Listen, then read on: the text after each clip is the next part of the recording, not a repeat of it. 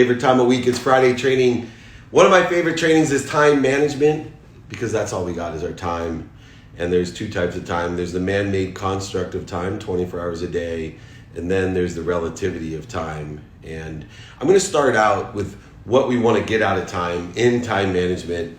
And in Connected to Goodness, which, by the way, I'm happy to give everyone for free. Just email me, david@dmeltzer.com or 949-298-2905. Get that because the power of 64 changed my life. When I graduated law school, I decided that I wanted to be a millionaire. And I was a sales rep, and I decided that there was going to be one way that I could be successful, and that was to beat people with math. And so I created the power of 64 that changed the whole face of my activity. And the first step in understanding time was how I define time.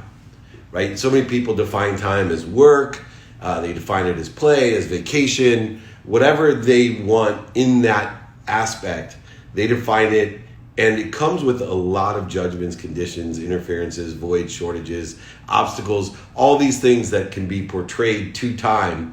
I broke down time originally as activity I get paid for and activity I don't. And those are the two things that I started to allot my time to is, can I maximize the amount of activity I got paid for, whether it was fun, whether it was play, whether it was physically strenuous, mentally strenuous, emotionally strenuous, whether or not there was any pain involved, pain being an indicator that you have a lesson to learn. It's just an indicator, mental, physical, emotional, spiritual, financial. Pain just as an indicator that you have a lesson. But this idea of the power of 64 was that most people were productive 8 hours a day, 5 days a week. That was the litmus test of the man-made construct of time. Since the 50s, people had been working 40-hour work weeks. In other words, they were productive or supposed to be productive. And all the comp plans and pay stubs and all the different criteria of how you're compensated for the activity you get paid for was determined upon 8 hours of productivity, 5 days a week. So I started with the basics and said, what if I was able, through focus, to be productive, have activity that I got paid for 16 hours a day? What if I could do that consistently, persistently, and do that 7 days a week? What if I could do that? And so I started to create the habits necessary to be productive twice as many hours for 7 days a week instead of 5. And I knew that with the same performance that I would get exponential, about 2.5 times the results of anyone else, which would absolutely help me get what I want more rapidly and more accurate. At that time, it was to be rich, to make more money, activity that I got paid for. And then I started looking to see how I would do that. And the first thing I realized is I better have a routine. And when I started that routine, I had to figure out how best to use my time to stay focused. So I knew that I wouldn't be able to wake up or get to activity I get paid for at 9 a.m. So I started at 4, which immediately gave me 5 extra hours of productivity on the front end of my day. Now I just had to find 3 extra hours of productivity on the back end of my day. And if I could utilize my routine from that 4 a.m. to 8 p.m. schedule, then I could be productive 16 hours a day, 7 days a week.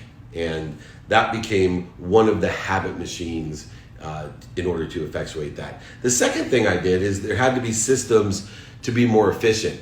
What if with those 16 hours of productivity that I could be more efficient, get twice as much done as most people do in an 8-hour day, but what if I could get twice as much done in 16 hours? That 16 hours then became 32 hours of productivity, 7 days a week. So I go from 2.5 times to 5 times the productivity of everyone else. And then what if I took my activity I got paid for as a science, as a profession, and I practiced it, and I looked at it, and I was more interested than interesting, and did research on it, asked for help, and provided help, and could be twice as statistically successful as other people in that time frame. my 32 hours of productivity could then be 64 hours of productivity, 7 days a week, which gave me 10 times the productivity of everyone else. So every year at the age of 24, I was going to gain 10 years of productivity. So when I was 25, it would be like when other people were 35. And when I was 26, it would be when they were 46, and so on and so on. And so when people ask me how I blew out my comp plan and made over $1 million within 9 months of getting out of law school, I tell them quite emphatically, I beat you with math. And I've continued to beat people with math by being more productive than anyone else. And I've created the routine to do that. Now, one of the things that I realized when I created the routine was that there was days when it was very difficult to stick to that routine, especially when I was younger. And there was a lot of fun things that would come up, like weddings and bachelor parties and friends that came in time, and golf and big events like the Super Bowl, Pro Bowl, Masters, Kentucky Derby, all the sporting things I like to do. And so I created an adaptable routine. And the adaptable routine kept in mind that I was going to be as productive, efficient, and effective as I did when I had my normal routine, but it was going to be based off of my values. And so I would then make sure that there was a minimum amount of time every day spent on what was most important to me.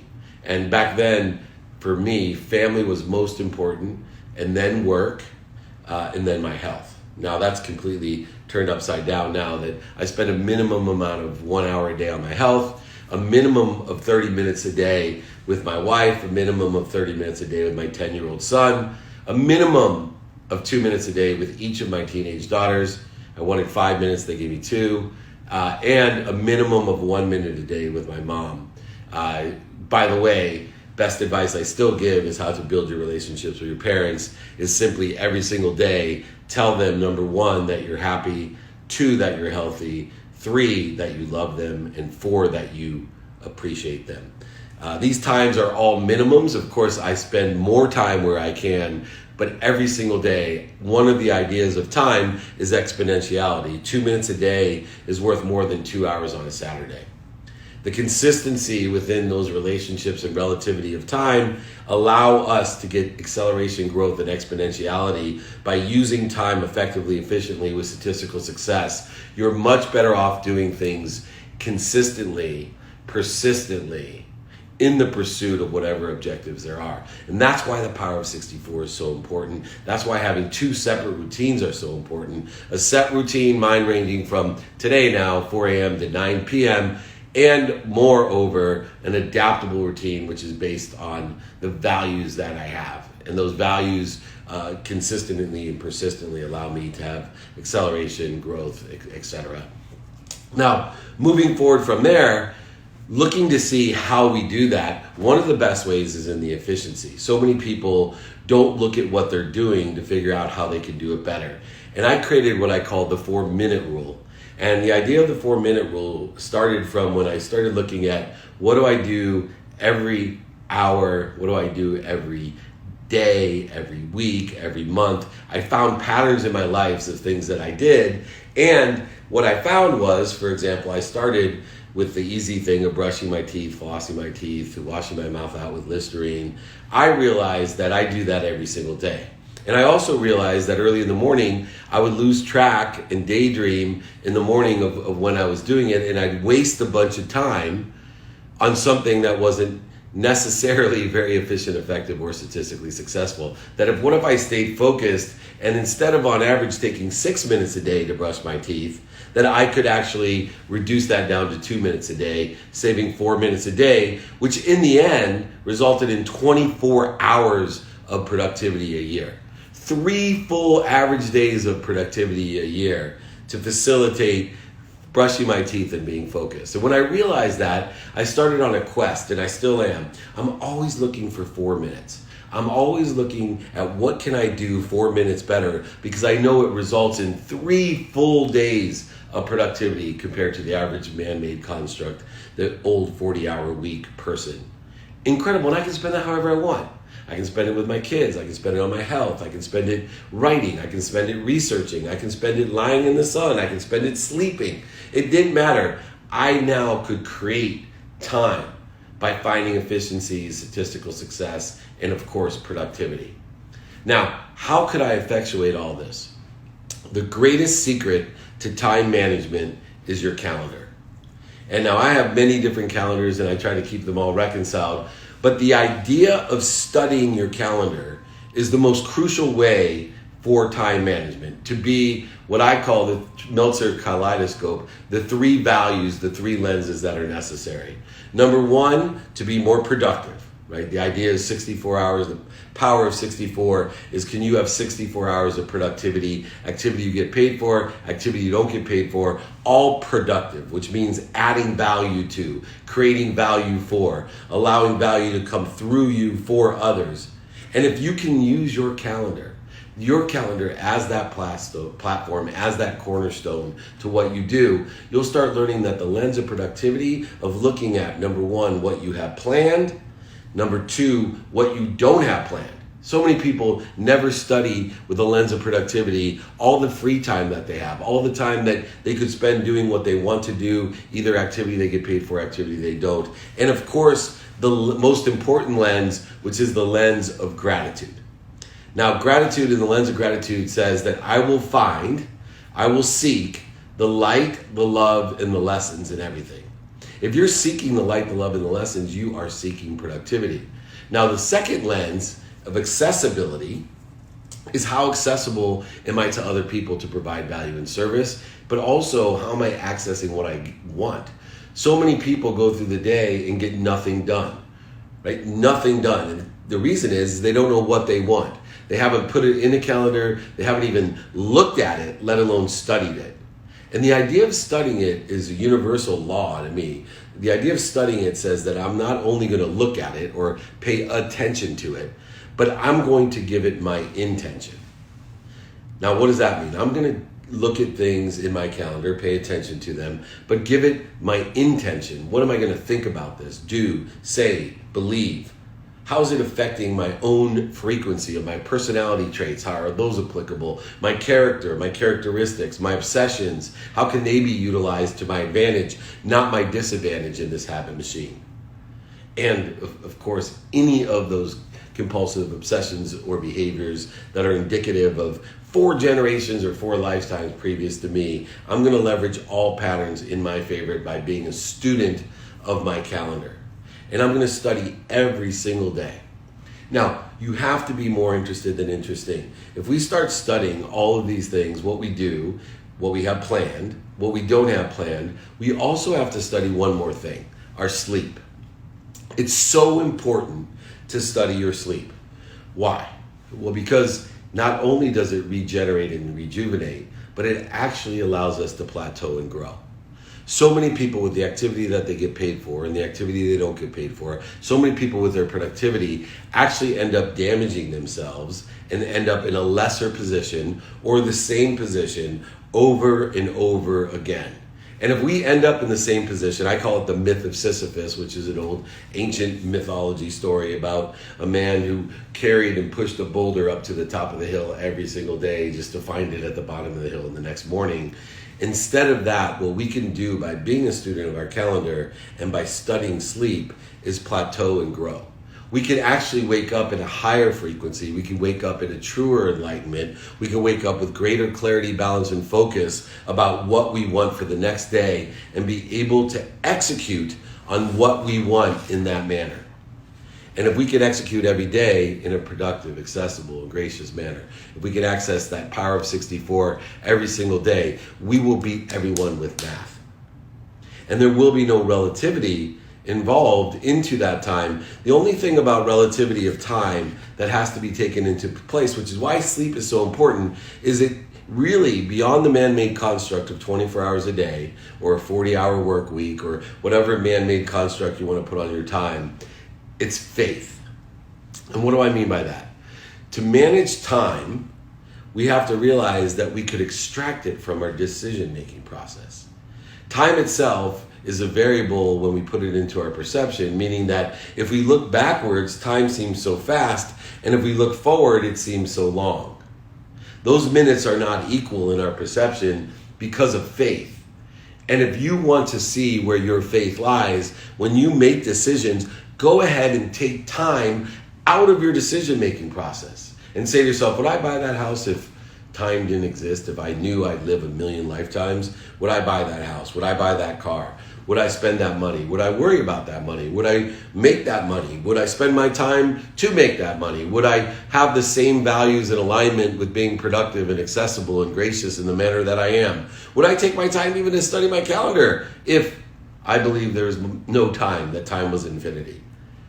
Because if we take time out of the equation, we now are at the core of faith, that we can have faith in what we're doing, that it is directly aligned with our values and not an administration of the man-made construct of time. And so many people put so much pressure on themselves because of time. In fact, they allow time to work against them by thinking that they need to make this much money in this amount of time, or they need to get this done in this amount of time, or they only have this much time to do things. In fact, in my TV show Elevator Pitch, if you watch it, one of the things that makes the show work so well is that in the elevator, which no one really can see, staring them right in the face, is this huge clock that counts down from 60 seconds down to 0. And it's amazing because there's some extraordinary entrepreneurs with some extraordinary businesses that allow time to create the resistance, shortages, voids, and obstacles to what they want. They've taken so much time to prepare. They've taken so much time to fly across the country, to audition, to get into a show, knowing exactly what's going to happen. And even though they've watched all 6 seasons of Elevator Pitch, even though they've sat in and practiced again and again and again, even though they've written business plans, executive summary, raised money, made money, worked this business every day, putting one simple clock in front of them ticking down disrupts their entire business. It disrupts their entire vision. It disrupts their entire performance. And we do that all the time. We create resistance, voids, and shortages by using time in the wrong way instead of using it to our advantage, as in the power of 64, as in our advantage by studying what we have planned, studying what we don't have planned, studying our sleep. We use it to a disadvantage to create more pressure, resistance, void, shortages, and obstacles. And we allowed others to do the same. Others to do the same. Now, one other aspect of time is the wastefulness of time. And we allow, because we're all accountable, right? We are accountable for everything in our life. What do we do to attract this to ourselves? What are we supposed to learn from it? We're all accountable, but we allow people to waste our time. One of the most frustrating things that I see people do is they will have gatherings, whether they're virtual or in person, and they will rely on one person and wait for one person. So there might be 50 or 5,000 people, and yet one person's not there, and they'll wait. And they don't realize that by waiting 5 minutes times 50 times 5,000, they've just reduced the productivity, accessibility, and gratitude of the situation. So I have many rules with time, that we must start on time, that we start whether everyone's there or not. I have a 5-20 rule. And the 5-20 rule is an objective to be efficient, effective, and statistically successful with my time. 2 of the main uses of my time for activity that I get paid for and activity I don't get paid for is number 1, telephone calls, and number 2, meetings or interviews. And so my objective of every telephone call is to get off of the call to meet my objective within 5 minutes. Because I believe after 5 minutes of an activity that I get paid for, a phone call that I get paid for, that I am just visiting. And that if I'm going to visit with someone, it's going to be planned and my objective will be clear, and I would want to spend much more time than 5 minutes visiting. But in order to be productive, accessible, and gracious, in order to be efficient, effective, and statistically successful, I have a 5-20 rule. I try to keep all of my business calls, my activities I get paid for on a telephone, to a 5 minute, and meetings to 20, and interviews to 20. Now, are there exceptions? Absolutely. Exceptions for sure. But the amount of productivity that you can have when 10 out of 11 calls are set under 5 minutes, or 10 out of 11 meetings or interviews are set under 20 minutes. It's amazing. How many times have you been on the phone call Or have you been in a meeting, just like brushing your teeth, flossing your teeth, and kind of look up out of that daze and realize, oh my gosh, where did that hour go? Or even worse, where did that 2 hours go? If we can't stay focused on what we want in our objectives and enjoy the consistent, persistent pursuit of that, time is a gift. And if we can stay present, it becomes our gift. And we need to stay present by utilizing these tools to consistently look for the efficiencies, effectiveness, and statistical success. To use a platform like a calendar to study, to pay attention to, and give intention to the coincidences that we want. There is no luck. Coincidences are a mathematical occurrence. When you pay attention to and give intention to something, that coincidence will happen. It may not be a planned coincidence, but a coincidence will happen in order to effectuate what you want rapidly and accurately. The next thing in order to stay present, though, is my famous rule of prioritization. The best way to prioritize things is to do them. And the best way to do them is to do them now. In the fear of being repetitive, I have to tell you that I'm not a big fan of statistics. I've always said that there was only one statistic that I knew to be true, and that's 99% of all statistics were made up. I then found out playing golf that there was another statistic that I found to be true in golf. 100% of all short putts don't go in. I now have one more statistic I know to be true, one that will change your life, one that's directly related to time management, and that is 100% of all things that you do now get done. And the difference between passionate, purposeful, and profitable people is that they get things done every day. In order to get things done, not only do you need to be a student in your calendar, but you got to do things now. So when I have things planned, unplanned, or sleep, I ask myself, can I do it now? And if I do it now, if I can do it now, I get it done. That makes me exponentially more successful and saves me at least twice as much time. Every time I do something now, it saves me at least twice as much time. You get double the amount of things that you get done simply by asking yourself, can I do it now? If so, do it now. And if you can't do it now, then place it in your calendar for either that day or the next day and prioritize it. How do we prioritize things? Well, in order to prioritize things, number one, we need to take inventory of our values. Our personal values, our experiential values, our giving values and receiving values every single day. Because we are changing, we are growing, we are accelerating. We have faith in the fact that we're going to get the results that we want. And in order to do that, we need to know our values in order to prioritize what is important to us according to that day's time of being present. Sometimes things seem so urgent, but they're not important. And we allow them to get in the way because we have no construct or no consideration of what our values are. Our personal values, experiential, giving and receiving values. And we end up not making the most important calls during the day or not doing the most important things during the day, getting distracted by something that seems to be urgent or some time suck or emotion suck that ends up not only taking up our time, but sucking our energy or creating interference or voids or shortages for ourselves. So many times people ask me, hey, can I go over this with you? Or I have something that I need to talk to you about. Well, I make sure that I utilize the right time frame in order to do so. Every once in a while, I make the mistake and I'll try to squeeze in an emotional interaction where I should know better. That one, what if it needs to go over and I can't withdraw from the conversation? Or two, what if the conversation takes place and it sucks my emotions and I need more time in order to what? Stop, drop, and roll, to be a ferocious Buddha, to get down to center, which ends up to be the last thing in time management, which most people don't think about. Right? It's quite obvious to be productive, accessible, and gracious. It's quite obviously to create the power of 64, to be more efficient, effective, and statistically successful. It's obvious to do things now. It's obvious to use your calendar and study what you have planned with attention plus intention to equal the coincidences that you want, what you don't have planned, and of course sleep. And one of the magical things about planning for sleep is to have a wind down routine. Everybody's so worried about the wind-up routine of I meditate for 20 minutes, I stretch before I work out, I get going, I get warmed up. But everyone's forgetting about the wind down to the big event, which is sleep. The big event that exponentially catapults you to what you want in a more rapid and accurate manner. So create a downturn for yourself.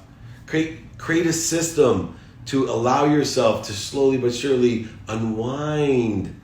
Right? Every night by 9 o'clock, I am in my downturn, in my unwinding routine. And that routine allows me to make sure that every night that I pass out before 11 o'clock so I can wake up at 4. Sometimes it's by 9:05, sometimes it's before 10:59. But I get at minimum 5 hours of very, very good sleep with no interference, corrosion with my ego, connected to that great source of light lesson so I can plateau and grow every single day. Now, how do we eliminate distractions? How can we stay on target with all of these things? My favorite rule to practice ending fear. What are distractions? Distractions are the ability to think that we can do two things at once. It's the ability to not prioritize, but mainly it is the acceleration in the wrong direction. That's what a distraction is. A distraction is an acceleration in the wrong direction caused by something that has created interference, corrosion, shortages, voids, and obstacles from what we want, the truth, our potential. And so even if we follow all of these instructions by taking inventory of our values and being efficient, effective, statistically successful, being with a lens of productivity, accessibility, and gratitude, using a student or calendar, doing it now, all of these great things, power of 64, we still have to know that our greatest nemesis is fear. And so we need to practice ending that fear, that when we feel there's a certain thing that always distracts, we can't help ourselves, but we get engaged in that argument with that important person in our lives. We can't help ourselves, but we look at our Instagram. We can't help ourselves. We start binge watching a show. We can't help ourselves. We overeat and eat and have to go and get into a habit of making sure that we get, 2 lattes every 3 hours. And we don't realize that these time sucks, these distractions are avoidances. They're avoidances from what we're afraid we have the capability of doing. We're not afraid of not getting things done. We're most afraid about the unbelievable power that we have, the light, the love, and the lessons in us. We're most afraid about what we can do. What if I actually can do this? Oh my gosh, what if I actually, right? What if? And that's what we're afraid of. So we have to practice ending fear and know that there is no separation. We don't have a need to be inferior or superior or not worthy, resentful, offended, or guilty, or anxious, or frustrated, or worried, or angry. Any of these things that are what? Distractions from our productivity. Activity we get paid for, activity we don't get paid for. Time and faith are closely related. Time and truth are one. If we can use our time to consistently every day, persistently without quit, pursue our own potential, knowing what that is every single day, not being afraid of being a hypocrite and changing our mind, if we can do that, we will live the power of 64. We will live to our maximum capability. We can make a lot of money, help a lot of people, and have a lot of fun. Be a student of time. Have faith in time. Realize time is not only a man-made construct, but is relative to everything, whether you're looking behind you and it seems so short or looking in front of you and it seems so far. Please join me in utilizing our time aligned with what's best, and that's to be happy. Time is a key factor in your happiness. If you use your time in a productive way, you will be happy. If you use your time to make a lot of money, if you use your time to help a lot of people, if you use your time to have a lot of fun, 2 minutes a day is worth more than 2 hours on a Saturday. I promise you, you will be passionate, purposeful, and profitable in everything that you do. And most importantly, you'll be happy, and hopefully you will empower others with these same lessons to be happy, to empower others to be happy. I appreciate everybody's time, no pun intended. Thank you so much. If you want the work guide, the exercise, my book about the power of 64, all of that right here, david@dmeltzer.com. Text me 949-298-2905. This training is free. Share it with your friends. The replays on my playbook, the podcast every Monday, YouTube every single day. Check it out. Let's answer some questions now. Get to what you guys really want to know. Thank you, everyone, so much for your time. We'll jump right into it. Are there any things that your kids do to waste time that frustrates you? Well, first of all, my kids come through me, not for me. So I have found that it's a waste of my time to get frustrated about how my kids are spending or anyone else is spending their time. The productive things to do is to set an example of how to use your time and to help them facilitate what their values are in order to use their time aligned with their values. And so many times we tell our kids how to use their time. We force them to use their time instead of teaching them, empowering them about understanding what is valuable to them.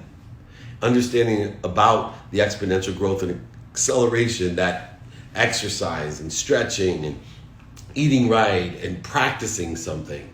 The 10,000 reps, giving them books like Outliers, giving them other things to do and opportunities. You know, I have had more success with my children just inviting them on walks with me, right? Where I used to get frustrated and yell, saying, why are you on that game? Why are you watching Netflix? Why are you binge watching Friends? That thing's old, right? I just simply say, hey, want to take a walk with me? And it's amazing in that walk how we can share ideas, how we can get alignment of values, how we can see what capabilities are, in the pursuit for that person and learn about what makes them happy and help share with them situational knowledge, experience, and other relationship capital to help those kids. And so getting frustrated is just a waste of your time. And so that just defines you as someone that gets frustrated. Your kids are not for you, they're through you. So is everyone else. So let's allow them and empower them and learn from them. Be more interested than interesting. Find more efficient, effective, and statistically successful ways to help them spend their time aligned with their values. Remind them that 2 minutes a day is worth more than 2 hours on a Saturday.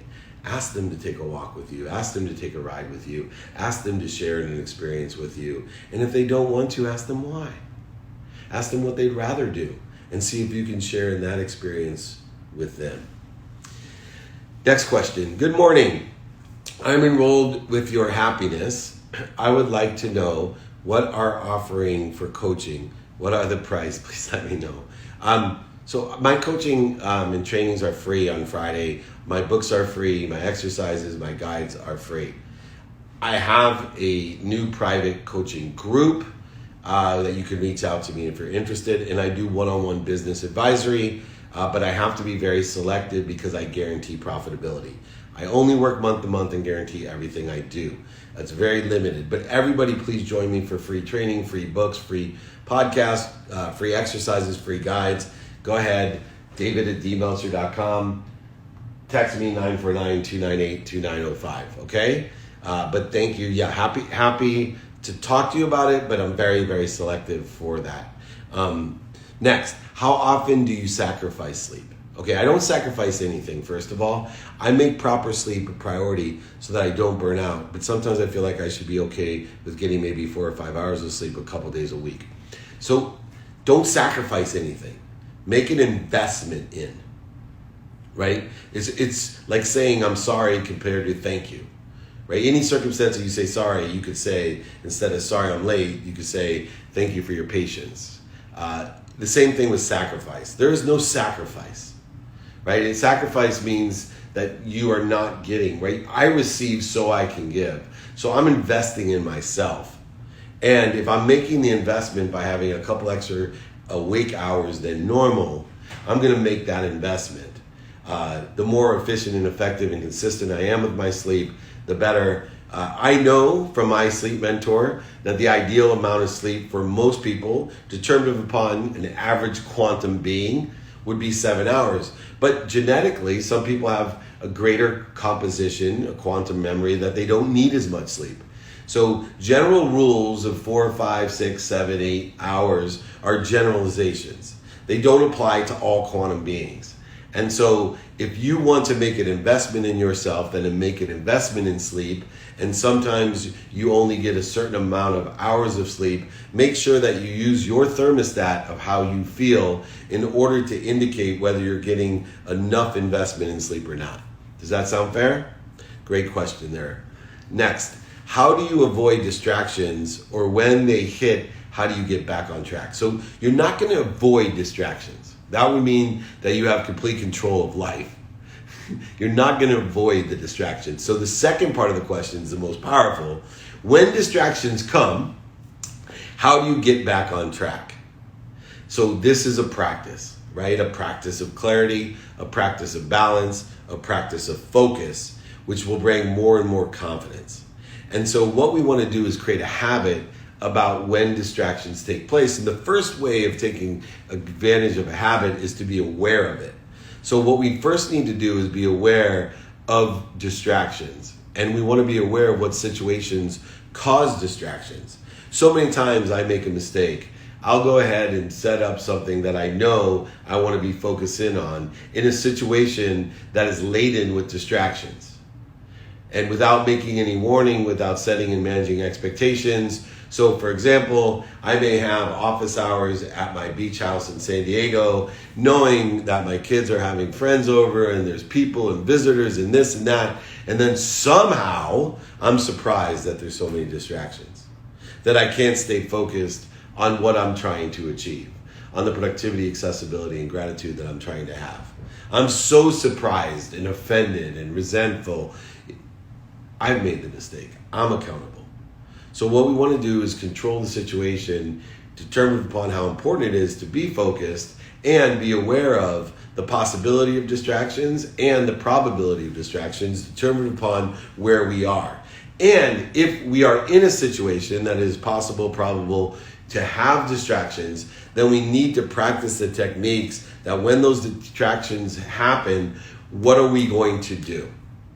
And that is a key component, and it is a practice. It's progress, not perfection.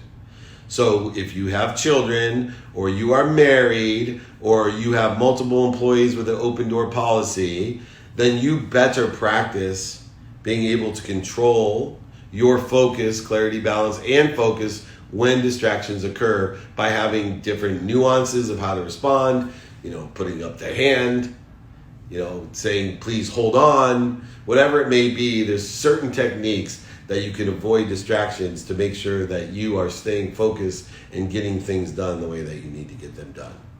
But do not think you can avoid distractions. What you resist persists. There are certain situations that you can control with less distractions, but I guarantee one thing: you can never avoid distractions. They will occur. You want to make God laugh? Come up with a well-developed plan, especially to avoid distractions. What you resist persists. Next question. Do you have a sample of your calendar? Would love to see how you set it up. I have posted on Instagram a sample of my calendar. We will repost it as well. I will show my daily routine in my calendar as well as my adaptable routine. So we will post that calendar. It starts at 4 a.m. I'm going to run through it real quick for people just so you can kind of get an idea of what I do. 4 a.m. I wake up, 20 minutes of meditation, 10 minutes to get ready to work out. From 4:30 to 5:30, I spend a minimum of an hour a day on my health, work out. 5:30 to 6:30, everything goes off. It's family time and get ready. 6:30 to 7:30 is study time. I go ahead and do research, study my calendar, study for interviews, study for books, study for all types of things that I'm doing. I pay attention, give attention to the coincidences I want, especially my calendar at 6:30 to 7:30. 7:30 to 8, I do coaching, executive coaching, one-on-one coaching. Then 8 o'clock, I execute on my calendar what I have planned, what I don't have planned, preparing for my sleep and my wind down routine. By 4:45, I've executed on that plan. 4:45 to 5:30, I do executive coaching. 5:30 until 7:30, everything off. Once again, no disruptions, all family time, what I want to do, everything off. 7:30 to 9, research time again. I study my calendar for the next day. I study for interviews, books that I'm writing, whatever it may be. Study. I'm paying attention to, giving intention to the coincidences that I want. And then furthermore, 9 o'clock, I start my wind down routine. I will be passed out by 9:05, but definitely before 11 to wake up the next day at 4. We will go ahead and publish that for you. Next question. Does life ever get repetitive if you plan your day? Every single day. If not, do you ever have days where you don't have a single event planned? So that's the funny thing, right? When you tell people you're student calendar, now they think you're obsessive compulsive and that every single minute is planned. And I didn't say that, right? I said I study what I have planned, and what I have planned might be water skiing. What I have planned might be lying by the pool. What I have planned might be hanging out, throwing pitches to my 10-year-old son, or teaching my 16-year-old how to drive, or whatever it may be. And what I have planned may be nothing, and I only have unplanned things. And to look at that. Now, there are certain things I do every day because I love the exponentiality, like a minimum of an hour a day on my health, a minimum amount of time with each of the people that I love, a minimum of time studying my calendar to get the most out of life, the most out of that time. But that consistent, persistent pursuit is not a joke to me. I am learning to find the light, the love, and the lessons in all the minutes that I've been given, whether they're man-made minutes or relativity minutes. I'm utilizing them in an efficient, effective, and statistically successful way to be as happy as I can and to help empower more people to be happy as well. Hopefully that answered that question. So any events that are planned are in my calendar. What is the biggest thing that changed in your relationship with your mom when you started connecting with her consistently? She stopped making me do things to prove that I love her. The biggest thing that happened is we had a greater bond, a greater security in our relationship. My mom used to call me and ask me to come over to do the most mundane things. Can you put the sticker on my car? What? I'm going to take 2 hours of my time to put a sticker on your car. Really? And then I get frustrated. And then, it's just a terrible cycle. And so what happened was the relationship and bond between myself and my mother improved exponentially, that she felt secure, and so did I, in the relationship and the 4 things that we care about in our relationship. 1, that I'm happy. 2, that I'm healthy. 3, that I love her. And 4, that I appreciate her. I appreciate that she adds value to my life and I add value to hers, and that she always has my back and I always have her back. That changed immensely, and the lack of insecurity, the lack of separation, the lack of the interference has exponentially bonded us like never before. And I highly encourage in your closest relationships to articulate every single day. Spouses, girlfriend, boyfriends, mommies, daddies, kids, you love them, you appreciate them, you're happy and healthy. That's what they want to know. That's what I want to know. All right. How do you get yourself to do things now that you don't want to? It's a habit. It's a very good habit. I ask myself, right, can I do it now? And if I can, I do it. One of the other things too in the prioritization of what I can do is that I do the tougher things, the things I don't want to do first. I call it cutting your right hand fingernails first. So I'm right-handed. Obviously, it's way more difficult to cut my right hand fingernails than it is my left hand. So what I do is I take the idea of prioritization, doing the tough things first. And it goes under a rule of mine from working out and also habit building, and it's called the first 10 minutes suck.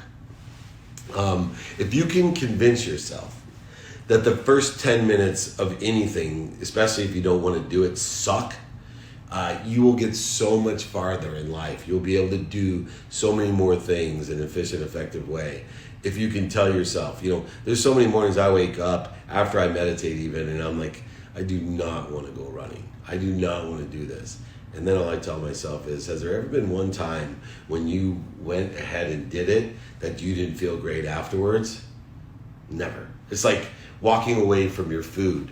If you eat half of your meal and you walk away, I've never after 10 minutes come back and said, God, I'm so bummed I walked away from this because I'm starving now. Every time I'm like, oh, I'm so glad I didn't overeat. 100% of the time, I feel good about my decision. But I also know one thing. The first 10 minutes suck. Right? When I'm walking away from my plate halfway through a meal for a timeout, those first 10 minutes suck. I don't want to walk away. I'm starving. I can't think I'm ever going to live without finishing my meal. And I can't believe I'm ruining my meal by doing it. Or if I go work out, right, those first 10 minutes, I'm like, what am I doing? Oh, man. But by the end, never ever, I'm like, oh man, that was stupid. I feel so much worse now that I worked out. No, first 10 minutes suck. And once you know that, you can do it now. Cut your right hand fingernails first. You get into these habits. You do them consistently, persistently. You'll be more productive, accessible, and gracious. You will be happier, and you'll empower other people to do the same. And you'll be fulfilled and purposeful and passionate and profitable with what you do. All right. Hi, David. How can I be myself without being afraid to be my true self in the public eye? There is no public eye because nobody gives a shit about you. I know that's mean. Nobody does. The only time people care about you in the public eye, by the way, is when you care about it yourself. And when they don't care about you is when you don't care about it yourself. People love those people that love themselves for the right reasons. So vote for what you want in your life with good intentions. Vote for what you want in your life and elect what you want in your life. Have the coincidences of your life happen. Don't worry about what other people think. You know what other people are thinking? Oh, I wonder what other people think. That's what they're thinking. I remember going to a speech when I was running Lee Steinberg Sports Entertainment. Congratulations, by the way, to Lee for that Mahomes contract. No surprise. The man deserves to be in the Hall of Fame, by the way. Incredible. But I remember my first time, I was so worried I wasn't dressed right, and meanwhile Lee would give speeches and he'd have his Cal Berkeley sweatshirt with chewing tobacco spilled on it and his hair uncombed and his briefcase underneath, and he didn't give a crap. And I'm like, Lee, does that look okay? And he's like, Dave, you know what? Everybody in here, nobody cares what you're wearing. They're thinking to themselves, I wonder if I look okay, if what I'm wearing is okay. Keep that in mind. Nobody gives a shit. There is no public eye. You are the public eye. What you project to others is the public eye. Let's make it one that you're proud of. Learn to love you. All right, next. Have you ever missed a deadline? If so, how did you go about it? Yes, I have missed a deadline. Been years since I missed a deadline, by the way. And the way that I went about it is I forgot. And because I wasn't in the habit machine, I wasn't true to prioritization and being a student in my calendar. The most interesting one of a deadline that I missed was that I had a deadline for a huge opportunity. And I remember specifically telling myself on the weekend, got a call on Monday, got to get this going, the deadline for the proposal, got to have the conversation, they told you to call. And whatever occurred on that Monday just completely threw me off. It seemed urgent. It seemed important. But I remember by the end of the day, Monday, looking down and going, I've waited 2 months for this. How did I not call? How did I not do this? How did I miss this? So I missed the deadline by not having the right habit machine, by not utilizing what I teach.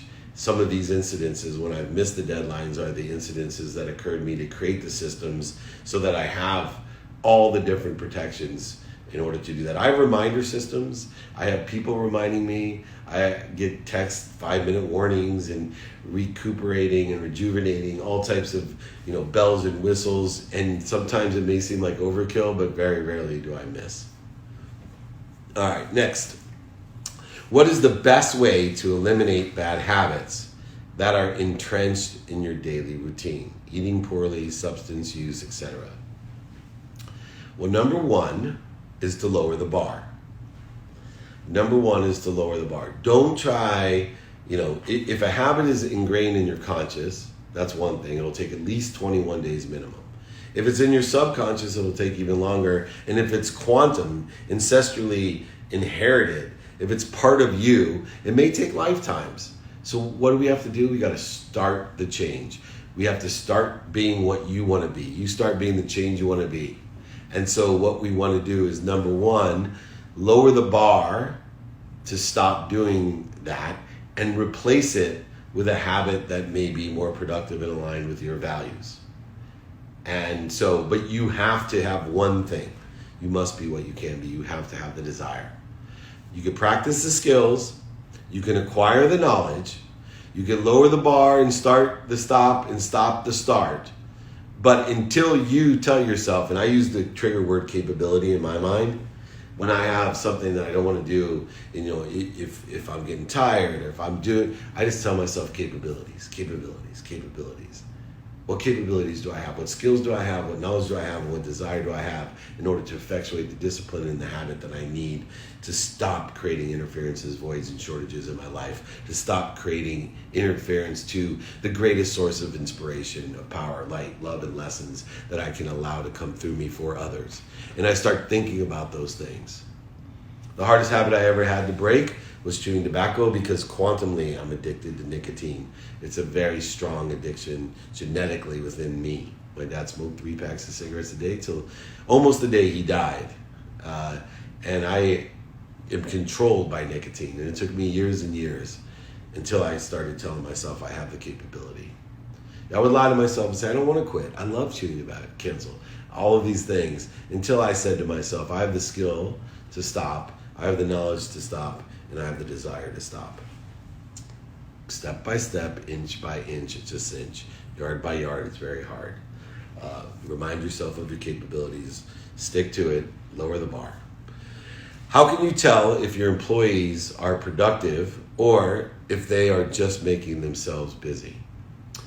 So if you have a business and you do not have certain KPIs about your employees, then you're making a mistake. You'll never know if they're as productive as they can be. You know, salespeople are the best at this. I'm very much a realist when it comes to sales. I always joked around with the thousands of sales reps I had. I said, if I had a guy that could hit his comp plan working a minute a day, I'd be fine with it.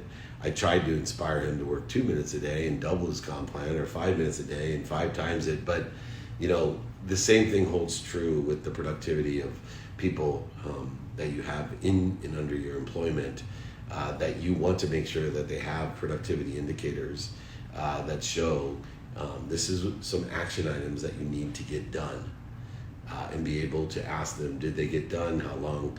I have one of my employees did not get stuff done, and I said, you had 480 minutes today. How is this, right, not getting done? What are you doing?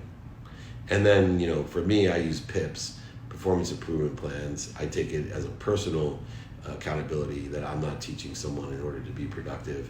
And if after 90 days they cannot still be productive, I ask them to leave and I find someone that can be. How do you set boundaries around your time when you have superiors at work? Well, I think taking in consideration the action items that your superiors give you within the context of being a student of your calendar is part of prioritization, right? According to your personal experiential giving and receiving values, you should know that where and when the action items that you're given by superiors or people that have in a social contract with you in order to effectuate things getting done, and you should prioritize those things accordingly. It's just a matter of prioritization and utilization of time. We can allow our egos to get in the way and feel as if someone's telling us what to do and that we have a separation between them. But if you are truly aligned in being a productive, accessible, and gracious employee, knowing that you are paid money to do something and that you should prioritize that, those people that treat their own productivity as if they own their own business always end up far, far ahead. The truth always comes out, right? You can talk the talk all you want, but promise you, the productivity speaks for itself. The relationship speaks for itself. Everybody knows the truth, and worse, you do as well. So walk the walk, do the best that you can. People that are doing the best that they can are consistently asking for help. They're the ones who say, hey, I noticed this isn't going on. How can I get better? What do you think about this? The best person I have at my business is my chief betterment officer at this. He's constantly pointing out things that are not going up to his expectation and looking for guidance. Those who don't ever ask for guidance, I know what's going on. And they can talk all they want, but how many times have they called with a good idea to say, hey, I was looking at this, we're not doing this, can you help me? How do I get a higher close ratio? How do I get more efficient? But instead, they're usually below the line in blame, shame, and justification. Very, very obvious. I recently completed my MBA program. Congratulations. First person in my family to complete college and get a master's degree. Even more incredible.